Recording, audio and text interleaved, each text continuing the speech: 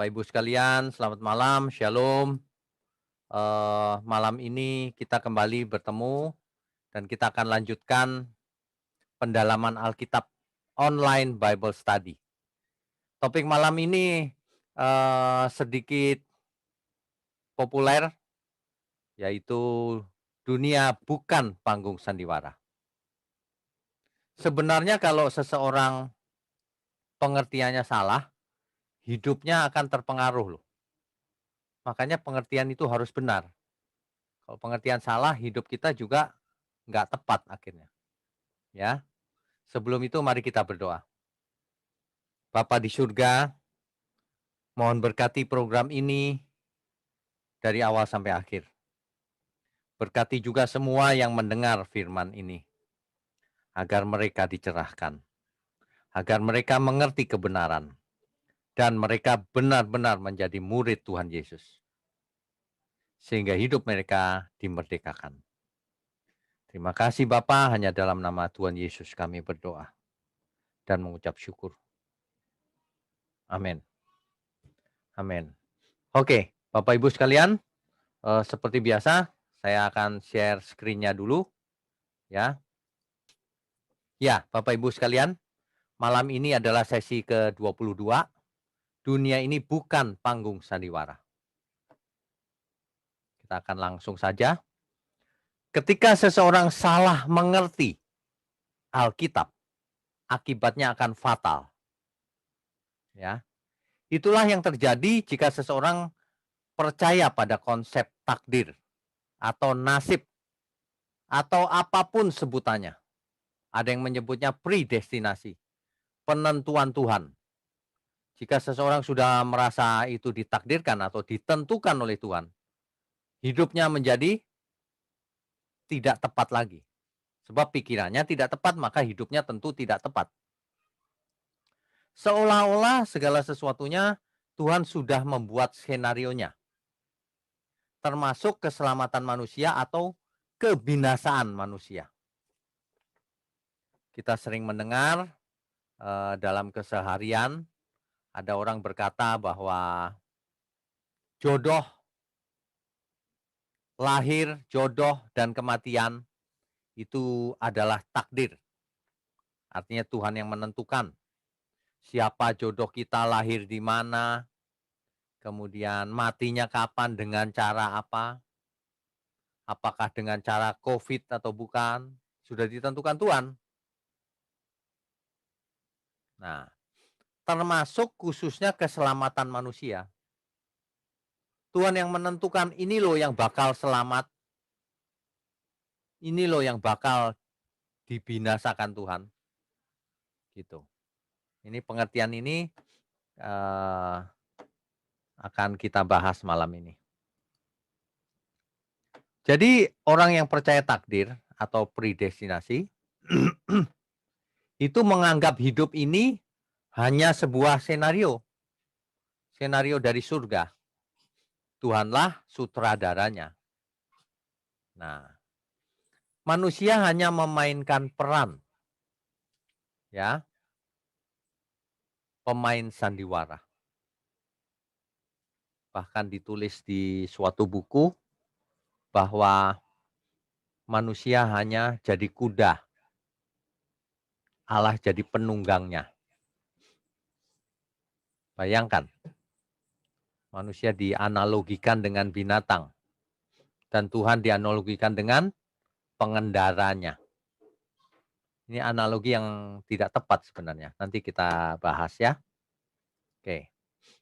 Jadi apapun yang terjadi dalam hidup seseorang itu seperti sebuah film yang diputar oleh Tuhan. Karena Tuhanlah sutradaranya, Tuhan yang membuat senarionya, Tuhan yang membuat kisahnya akan berakhir seperti apa. Semuanya Tuhan. Nah, jadi seperti sebuah film. Manusia tidak merasa bahwa dirinya hanyalah pemeran dari sebuah skrip dari surga. Ya, kalau begini caranya bahaya ini. Nanti kita lanjutkan dulu.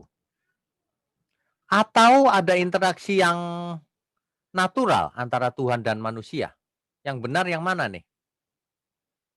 Contohnya kalau kita baca Mazmur 73 ayat 28, "Aku menaruh tempat perlindunganku pada Tuhan Allah."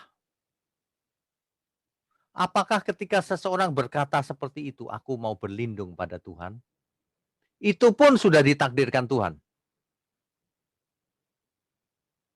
Bayangkan kalau saya mencari Tuhan karena ditakdirkan Tuhan. Karena Tuhanlah yang membuat skenario itu tanpa setahu kita.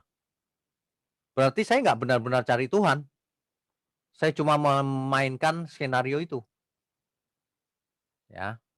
Nah, eee, ini memang agak aneh, tapi itulah yang terjadi. Jadi cara pandang kita itu akan mengarahkan hidup kita itu mau kemana dan bagaimana, ya. Jadi harus benar. Contohnya nih, apakah jodoh itu takdir? Apakah jodoh itu ditentukan Tuhan?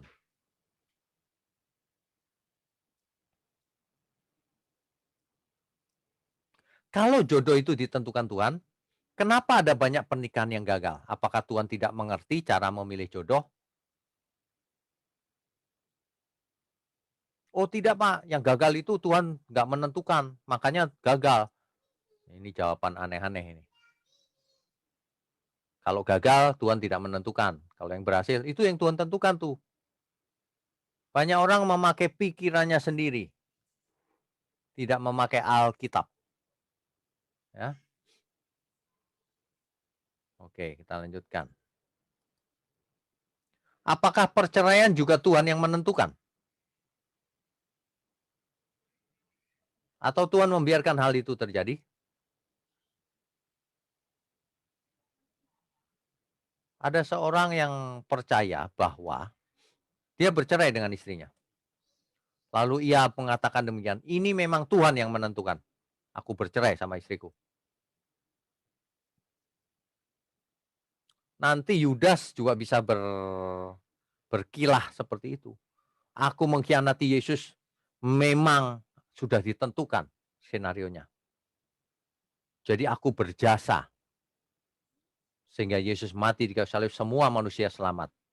Itu karena aku itu. Waduh, kacau ini. Pikiran-pikiran seperti ini kacau.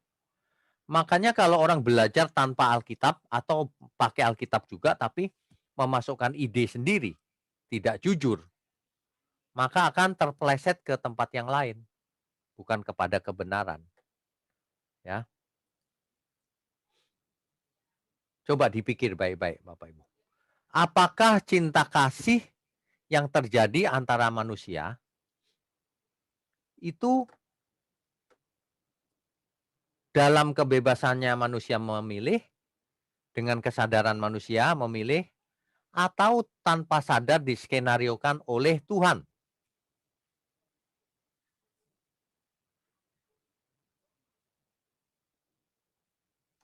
Aneh, bukan? Bagaimana dengan adanya penyakit? Ada yang kena kanker, ada yang tidak. Salah siapa? Tuhan yang menentukan. Takdir.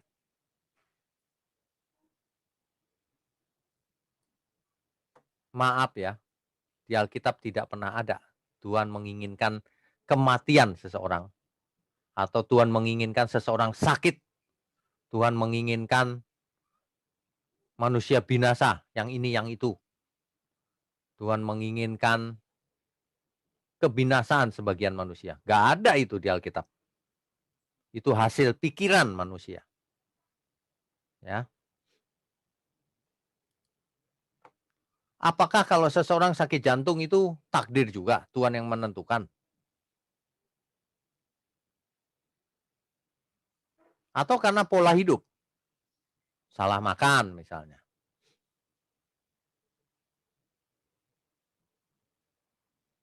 Kalau Tuhan yang menentukan, Tuhan itu jahat artinya.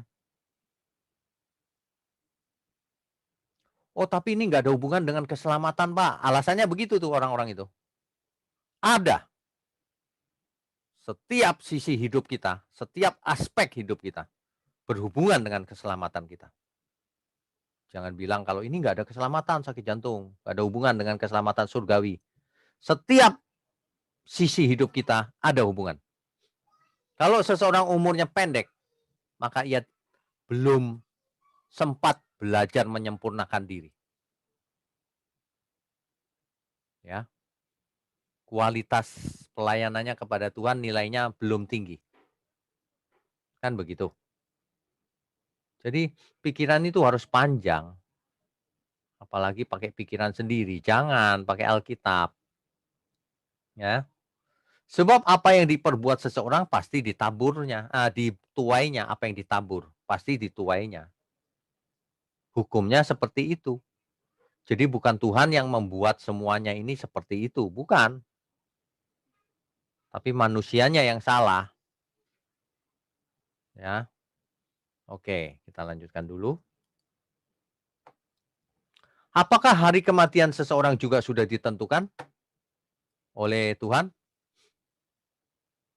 Padahal seseorang mati gara-gara makan sate kambing, setelah itu minum bir, habis itu stroke terus mati. Apakah Tuhan menentukan seseorang seperti itu? Tentu tidak, itu kesalahan diri sendiri. Jadi ada banyak pengertian yang harus dikoreksi. Selama ini sudah terlanjur dimengerti seperti itu, padahal salah itu.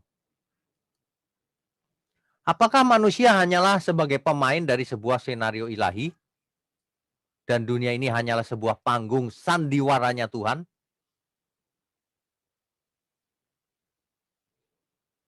Ada yang berpikir seperti itu. Ada teolog-teolog yang berpikir seperti itu bahkan. Jadi manusia hanyalah hewan, Allah atau Tuhan menjadi penunggangnya. Ia yang membawa kemana hewan itu pergi. Sangat tidak alkitabiah. Itu ngawur namanya.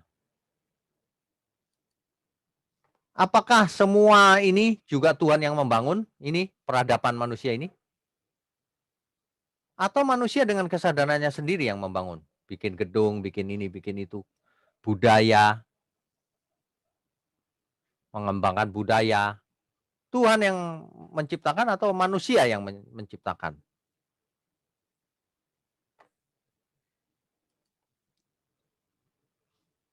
Faktanya hidup ini adalah pilihan. Setiap kita punya kehendak bebas untuk memilih mau hidup seperti apa. Tentu saja setiap pilihan ada akibatnya. Sebab setiap orang pasti menuai apa yang ditaburnya. Begitu. Ya. Oke. Ada istilah free will, kehendak bebas. Jadi sebenarnya manusia punya kehendak bebas atau tidak? Sebagian teolog percaya bahwa manusia tidak punya kehendak bebas. Padahal Alkitab sudah mencatat dari awal bahwa Tuhan Allah memberi mandat kepada manusia supaya manusia beranak cucu di bumi, memenuhi bumi. Kita sudah jelaskan di pertemuan yang lalu. Bapak Ibu yang belum ikut pertemuan-pertemuan terdahulu, silakan lihat di YouTube, di channel kita, ya. Nah, memenuhi bumi, menguduskan bumi dengan keturunan-keturunan kita, menaklukkan bumi, berkuasa di bumi, mandat berbudaya di bumi. Manusia diberi tugas, diberi mandat, diberi tanggung jawab untuk melakukannya. Jadi manusia harus melakukan kehendak Tuhan. Manusia yang menentukan apakah ia mau melakukan itu atau tidak. Jadi kehendak bebas harus diartikan bukan berarti manusia bisa hidup bebas sesuka-sukanya. Bukan itu artinya. Kehendak bebas itu artinya manusia bisa membuat keputusannya sendiri.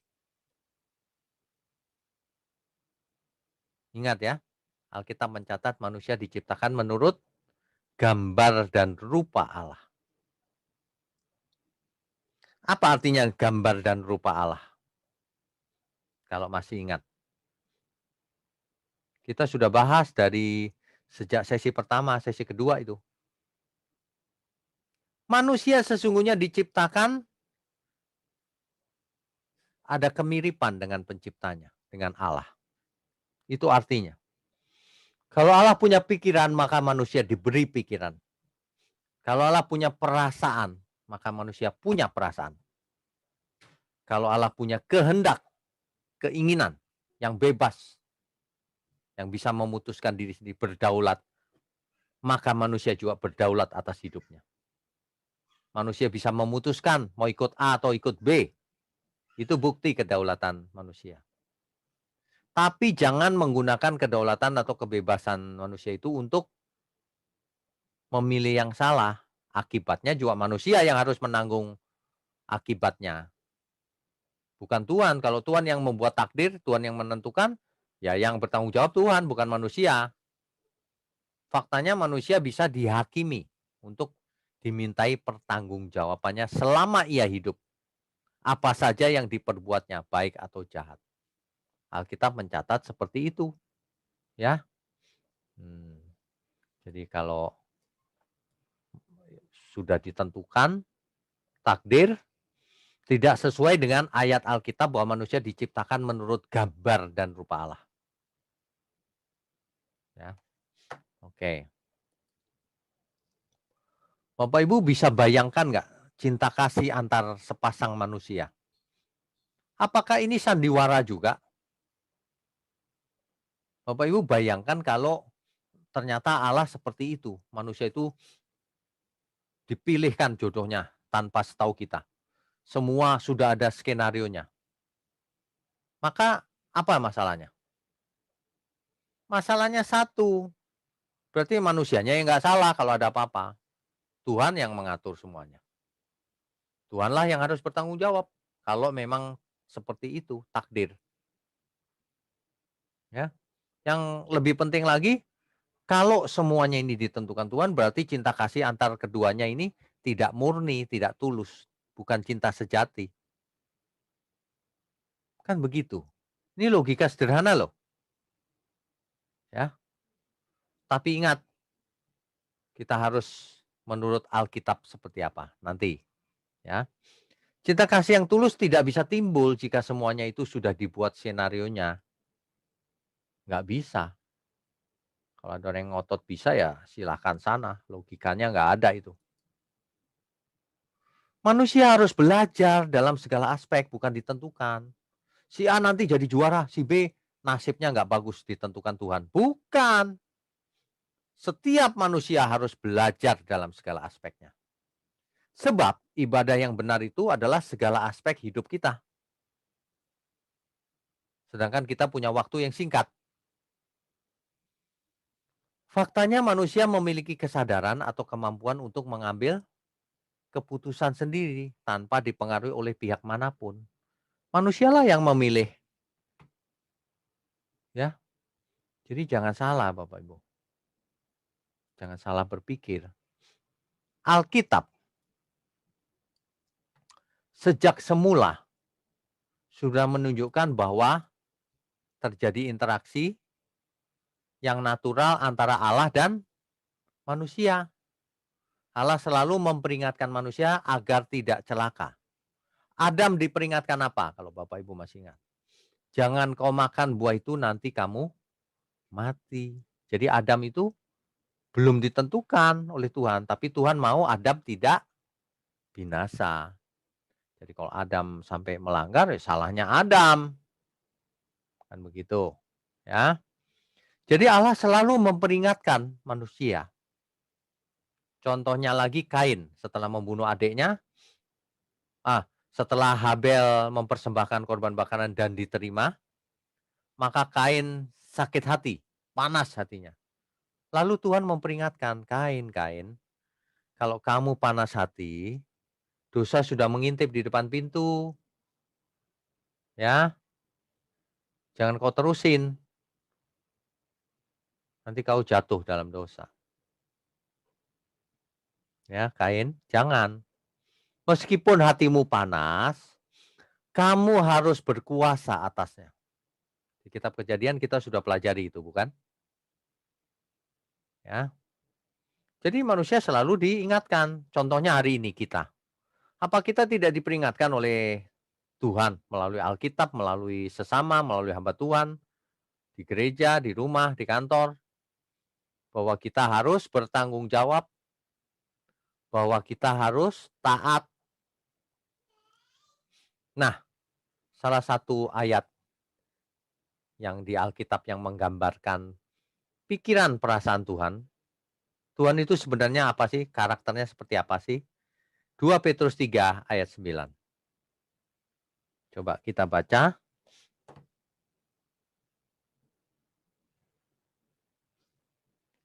2 Petrus 3.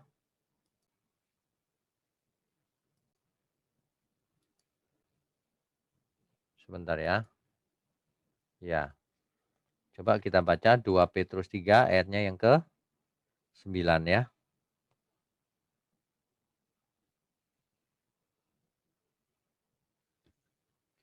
Tuhan tidak lalai menepati janjinya. Sekalipun ada orang yang menganggapnya sebagai kelalaian.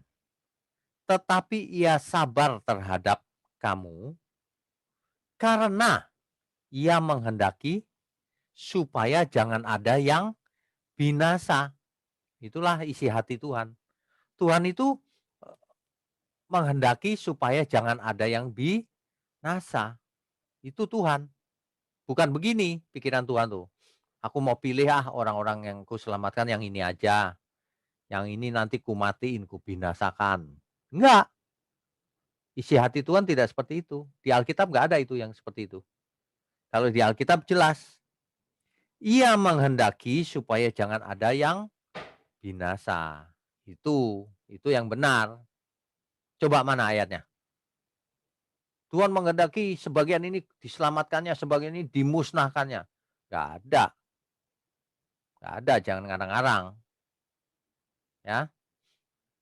Tuhan tidak menghendaki seorang pun binasa.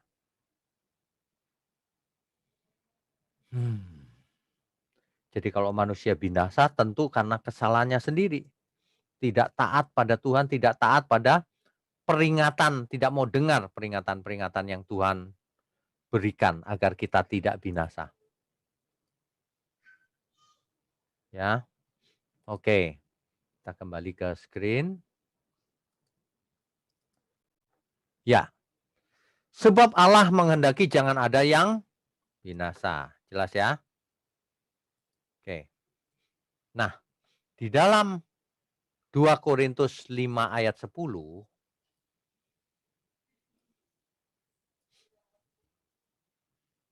dibaca saja ini. 2 Korintus 5 ayat 10. Sebab kita semua harus menghadap tahta pengadilan Kristus. Kita semua menghadap pengadilan Kristus supaya setiap orang memperoleh apa yang patut diterimanya sesuai dengan yang dilakukannya dalam hidupnya. Hidupnya ini baik ataupun jahat. Jadi manusia itu selama hidupnya berbuat karena dirinya sendiri yang bikin keputusan, bukan karena digerakkan Tuhan, bukan karena nasib atau takdir. Nah, nanti manusia itu harus mempertanggungjawabkan keputusan-keputusan yang dia buat selama hidupnya, perbuatannya. Inilah yang dicatat oleh Alkitab. Yang tidak sama dengan Alkitab pasti salah. Contohnya. Jadi bukan Tuhan yang menggerakkan perbuatan manusia loh. Tetapi manusia itu sendiri yang mengambil keputusan. Itu sebabnya manusia dihakimi menurut perbuatannya. Tentu saja Tuhan mengingatkan, menegur dan sebagainya. Tapi keputusan akhir di tangan manusia itu sendiri. Ingat, kalau Bapak Ibu buat salah, kalau kita buat salah, jangan nuding orang lain. Kesalahan itu diri kita sendiri yang buat. Ya. Jadi kalau mau taat, berjuang taat. Oke. Kita lanjutkan. Konsep takdir itu tidak cocok Bapak Ibu. Sebab kalau itu takdir maka tidak ada kata munafik. Munafik ini adalah orang yang bicaranya lain, perbuatannya lain. Di depan mukanya lain, di belakang lain lagi. Kalau semua ditentukan Tuhan, berarti Tuhan yang membuat manusia munafik. Ini banyak orang percayanya begitu loh. Heran ya. Nggak apa-apa, kita teruskan dulu. Contoh lain lagi yang menjadi bukti bahwa hidup ini bukan takdir adalah doa. Masa doa pun Tuhan yang menentukan, menakdirkan, nanti dia akan ngomong begini loh, minta ini, minta itu. Nanti kalimatnya sudah ditulis di surga skenarionya. Nanti kalau doa begini, begini, begini. Coba. Padahal kita tahu doa itu dialog kita dengan Tuhan secara natural. Utarakan isi hati kita secara natural. Doa adalah permohonan kita atau dialog kita dengan Tuhan. Apakah Tuhan yang menentukan juga? Logika itu aneh loh. Bahwa Tuhan yang menentukan takdir, nasib, predestinasi itu aneh-aneh itu. Nggak cocok dengan Alkitab lagi. Ya, oke. Mazmur 8 ayat 5. Coba kita baca dulu. Mazmur 8 ayat 5.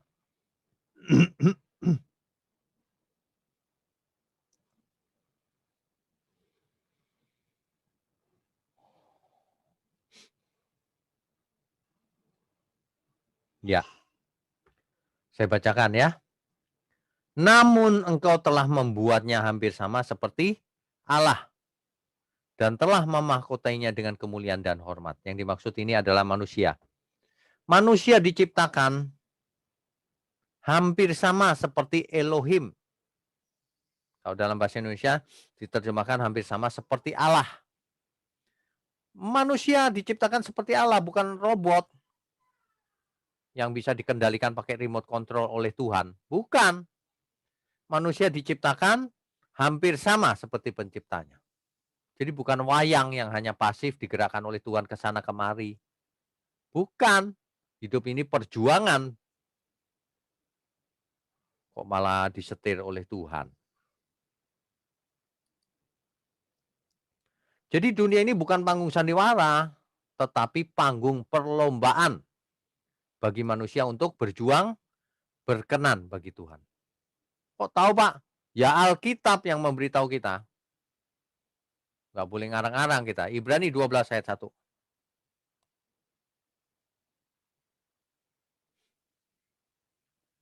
Saya bacakan ya. Karena kita mempunyai banyak saksi, bagaikan awan yang mengelilingi kita. Marilah kita menanggalkan semua beban dan dosa yang begitu merintangi kita. Dan berlomba dengan tekun dalam perlombaan yang diwajibkan bagi kita. Jelas ya? Setiap kita itu ikut perlombaan yang diwajibkan bagi kita semua, orang-orang percaya. Nah, kalau itu diwajibkan, siapa yang melakukan? Ya kita yang disuruh Tuhan. Kok malah Tuhan yang menentukan? Ini ada hubungan langsung dengan keselamatan nih, buang beban dan dosa. Itu, ya. Jadi dunia ini bukan panggung sandiwara, tapi panggung perlombaan bagi manusia untuk berjuang berkenan bagi Allah atau Tuhan. Oke, Bapak Ibu sekalian, ibadah yang benar itu adalah seluruh hidup kita. Bukan diskenariokan oleh Tuhan, tapi tergantung dari respon kita. Coba kita baca dulu Roma 12 ayat 1 ya. Roma 12 ayat 1.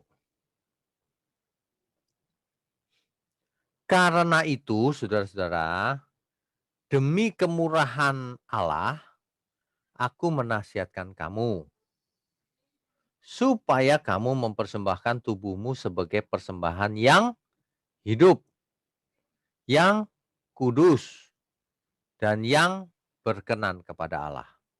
Artinya yang menyenangkan Allah. Itu adalah ibadahmu yang sejati. Itu Roma 12 ayat 1. Ibadah yang sejati itu begitu. Jadi konsep takdir, nasib atau predestinasi itu tidak cocok. Masa orang beribadah kepada Tuhan itu pun Tuhan yang menggerakkan tangannya, mulutnya, pikirannya, seperti sebuah robot biologis gitu. Jangan bilang tidak ada hubungan dengan keselamatan. Ini ibadah tentu ada hubungan dengan keselamatan. Di Matius 7 ayat 21 sampai 23 dijelaskan langsung oleh Tuhan Yesus. Matius 7 ayat 21 sampai 23. Siapa yang masuk kerajaan surga? Ditentukan Tuhan? Bukan.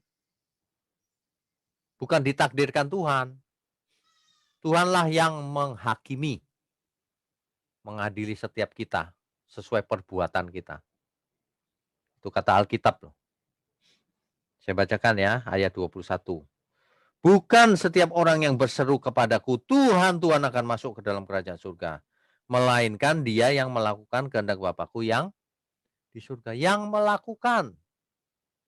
Bukan Bapak di surga meremote control seseorang supaya melakukan. Bukan. Kalimat ini jelas. Jelas banget. Ya. Jadi ada bagian manusia, ada bagian Tuhan. Kalau Tuhan sudah ciptakan kita sedemikian mempunyai potensi yang luar biasa, maka itulah kebenarannya. Bahwa nasib kita tidak ditentukan Tuhan begini begitu, tapi Tuhan mengajar kita, Tuhan memberi teladan kita agar kita jangan binasa. Ya. Nah, jadi dari banyak ayat itu sebenarnya nggak cocok kalau takdir. Ya, tidak cocok. Jadi Bapak Ibu jangan terpengaruh, gampang terpengaruh oleh teologi-teologi yang semacam itu. Itu tidak alkitabiah. Ya. Oke. Kita sebentar, kita buka dulu screen-nya. Oke. Jadi begini Bapak Ibu. Bapak Ibu sudah ikutin sesi ini dari sesi 1 sampai 21 ya. Malam ini sesi 22 ya. Kalau Bapak Ibu teliti, nanti kalau ada yang ngulang dari sesi 1 ya, coba ikuti dengan teliti.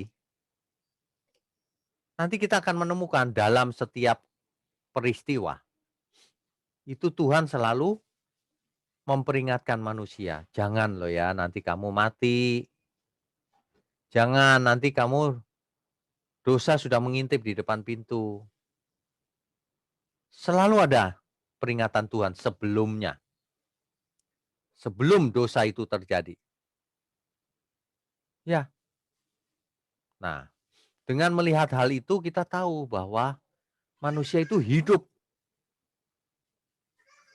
berdaulat, punya kehendak bebas, bisa memilih untuk taat atau tidak taat. Kalau nggak bisa memilih, robot dong. Manusia bisa memilih, buktinya ada yang mau taat, ada yang tidak. Bukan skenario Tuhan, nggak didukung ayat Alkitab manapun itu. Ya. Nah, jadi ingat suatu teologi atau pengertian firman akan berdampak dalam hidup kita. Kalau seseorang sudah berpikir takdir, ya sudah. Banyak orang yang menganut aliran takdir kurang kerja keras pasti. Dan sudah ditakdirkan tidak mau berusaha hidup kudus. Pasti menolak ketika diperintah Tuhan untuk hidup sempurna, pasti ia menolak. Berani menolak Tuhan Yesus. Matius 5 ayat 48. Matius 5 ayat 48. Ini perkataan Tuhan Yesus langsung. Karena itu haruslah kamu sempurna sama seperti Bapakmu yang di surga adalah sempurna. Ini perkataan Tuhan Yesus langsung. Tapi banyak sekali yang menentang. Wah, nggak mungkin manusia sempurna. Manusia nggak bakalan sempurna. Loh, yang Tuhan yang nyuruh kok kau berani ngelawan? Ya kita tunggu saja, segala sesuatu ada waktunya. Ada waktu untuk lahir, ada waktu untuk mati. Kalau orang berani melawan Tuhan Yesus, saya nggak ngerti. Apa modalnya dia? Doktor teologi, nothing itu. Ya, ketika orang mau mati semuanya ditinggalkan, nggak ada gunanya lagi udah. Ya, jadi kalau orang apa percaya takdir itu seolah-olah membela kedaulatan Tuhan. Kedaulatan Tuhan tidak perlu dibela. Ia bisa membela dirinya sendiri. Yang perlu kita lakukan itu apakah Alkitab juga mengajarkan demikian? Kan tidak. Ini asumsinya begini loh, orang-orang ini punya asumsi bahwa yang percaya takdir, punya asumsi itu begini loh, Tuhan itu memilih sebagian manusia supaya selamat dan sebagian lagi dibinasakannya, gitu loh. Premisnya itu sebenarnya. Nah, kalau premisnya sudah begitu, ya sudah. Terus untuk apa kau menginjil? Untuk apa kau belajar firman? Kan sudah ditentukan nanti siapa yang selamat, siapa yang tidak. Makanya dalam teologi itu manusianya nggak all out buat Tuhan, nggak takut Tuhan. Kalau ngomong sembarangan di internet, nulis tidak sopan, tidak tahu diri, ya itu hasilnya teologinya. Sementara kita takut buat salah, harus hidup kudus, harus sempurna, kan begitu. Ada banyak sekali kesalahan dalam pengajaran-pengajaran eh, yang ada di luar. Kalau kita salah mengerti, ini bahaya. Kalau kita pengertiannya benar, akan berdampak dalam hidup kita secara luar biasa, ya. Oleh sebab itu, kita perlu belajar Alkitab itu secara presisi. Jangan mau sembarangan.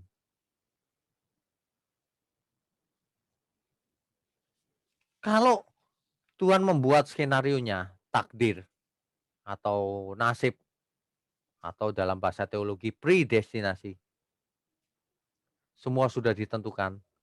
Lalu bagaimana etika dunia ini? Untuk apa manusia mengejar kekudusan? Aneh bukan? Inilah yang saya maksud tidak alkitabiah itu.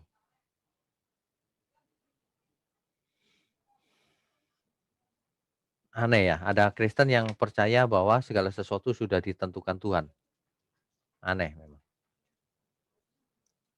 Ya tapi itulah yang terjadi. Nah, yang penting adalah bagaimana kita hidup menyongsong kekekalan. Apakah kita terima takdir saja, tidak berbuat apa-apa, atau kita memberi diri bekerja belajar keras sebagai persembahan bagi Tuhan.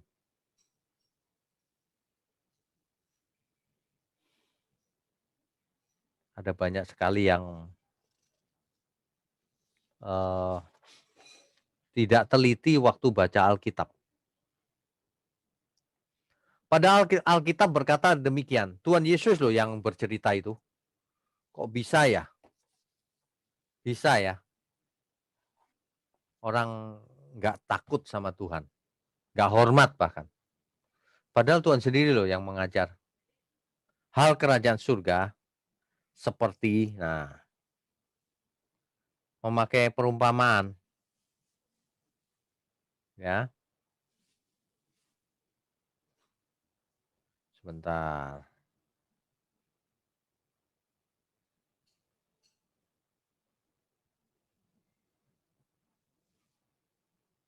Hal kerajaan surga seperti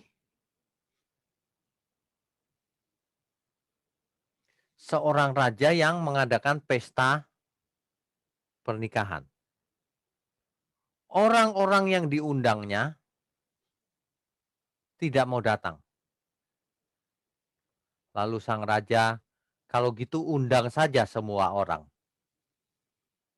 yang menyampaikan Tuhan Yesus ini. Itu sekaligus Tuhan menjelaskan bahwa keselamatan ditawarkan kepada semua manusia, bukan sebagian. Itu artinya Tuhan loh yang bicara ini. Jadi keselamatan untuk semua orang diundangnya akhirnya karena yang ini nolak. Oke. Nah, dari orang-orang yang pada datang itu ada yang mengenakan pakaian pesta, ada yang tidak. Kalau orang ke pesta tentu ia memakai pakaian pesta. Nah, orang ini tidak memakai pakaian pesta. Mengapa? Mengapa? Ya inilah gambaran dari orang percaya yang tidak mau hidup kudus. Suka-suka sendiri pakai pakaiannya. Pakaian yang di sini maksudnya pakaian kekudusan. Ya, ini pakaian kekudusan. Jadi kalau seseorang tidak hidup kudus, ya binasa. Bukan sudah ditakdirkan, bukan. Semua ini berhubungan, Bapak Ibu. Bapak Ibu kalau baca Alkitab ya, terutama perumpamaan yang Tuhan ajarkan, itu inti dari kebenaran, ya. Itu inti dari kebenaran.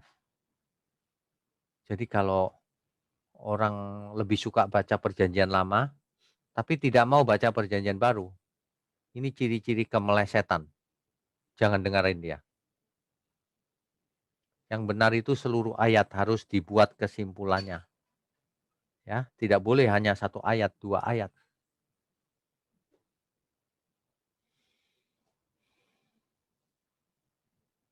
Oke.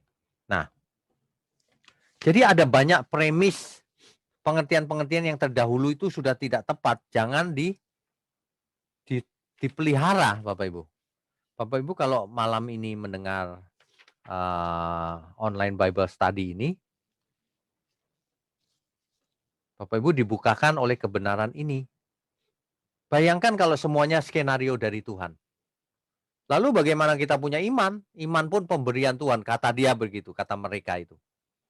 Iman pun karena kau diberi iman oleh Tuhan. Waduh, kita seperti robot disuntik iman, cek, lalu beriman. Gak sesuai Alkitab, bro. Sis. Kenapa? Karena Alkitab berkata iman timbul dari pendengaran. Pendengaran akan firman Kristus. Bukan karena dikasih Tuhan. Lagi tidur gitu, orang tidak beriman lagi tidur. Terus dikasih anugerah lalu beriman besoknya. Bukan.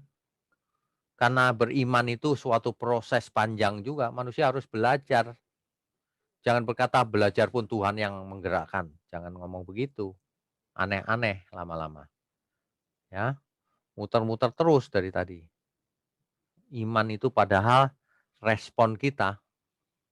Seserius apa kita meresponi Tuhan. Amin ya Bapak Ibu ya.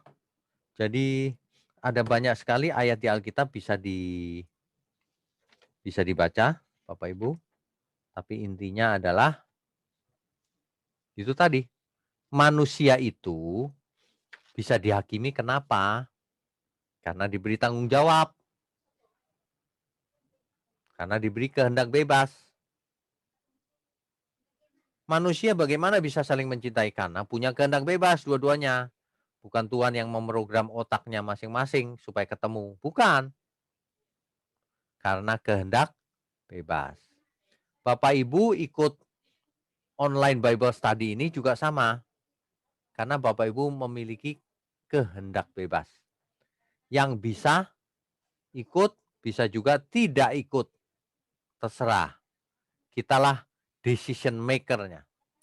Final decision maker-nya itu kita yang memutuskan keputusan akhir. Tuhan menegur, ya. Roh Kudus memimpin, ya. Tapi pada akhirnya diserahkan kepada kita oleh Tuhan. Begitu, ya. Jangan jangan kalau baca buku, ini Pak menurut buku. Ya menurut buku terserah seperti apa. Menurut Alkitab yang penting. Alkitab mengatakan apa? Nah, begitu. Jangan ayat-ayat itu dipilihin yang disukai saja. Harus membaca sebanyak mungkin ayat dan progresif. Progresif itu dari perjanjian lama ke perjanjian baru itu makin lama makin berat, tapi makin benar, makin sempurna. Sehingga yang paling sempurna adalah ajaran Tuhan Yesus. Kan begitu. Nah, kalau Tuhan Yesus memberi contoh, teladan, itu menandakan bahwa dunia ini bukan panggung sandiwara. Tuhan kasih contoh nih. Nah, begini loh yang benar tuh. Setiap orang kalau mau jadi muridku, lepaskan dulu segala milik, lepaskan dulu premis-premis yang lama. Belajar yang benar nanti jadi murid. Dan ingat, kalau kita selalu ada dalam firman yang benar, itulah ciri murid Tuhan Yesus tuh. Bukan pakai pikiran sendiri, sudah ditentukan. Aku tenang karena sudah selamat, enak aja. Setiap manusia harus berjuang, ikut perlombaan yang diwajibkan. Jadi kita mau maksimalkan eh, semua yang ada pada kita bagi Tuhan. Suatu hari Tuhan mengajar dengan perumpamaan tentang talenta. Itu dikasih modal tuh, ada yang dikasih modal 5 talenta, ada yang kasih 2 talenta, ada yang dikasih 1. Yang 5 ternyata menghasilkan 5, yang 2 menghasilkan 2. Hamba yang baik. Tapi yang 1 sudah dikasih 1 dikit untuk dikerjakan, nggak dikerjakan. Malah ngata-ngatain tuannya. Nah ini, binasa dia masuk ke pilihannya sendiri. Apakah skenario? Bukan. Jelas bukan. Karena Allah tidak menginginkan seorang pun binasa. Begitu ya.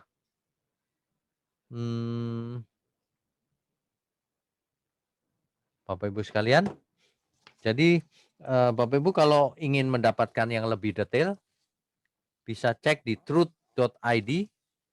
Di situ juga sudah pernah saya seminarkan, tapi itu lebih lengkap 2 sesi soalnya. Malam ini agak berbeda, ya. Yang 2 sesi itu judulnya sama, dunia ini bukan panggung sandiwara. Bapak Ibu sekalian, kita sudah membahas Kejadian pasal 1 sampai 11.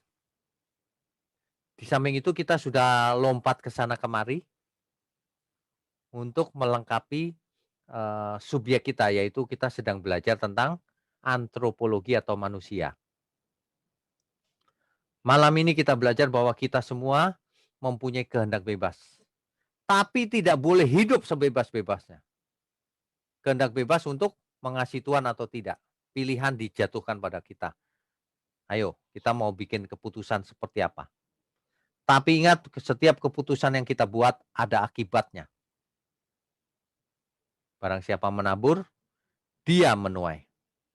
Ya.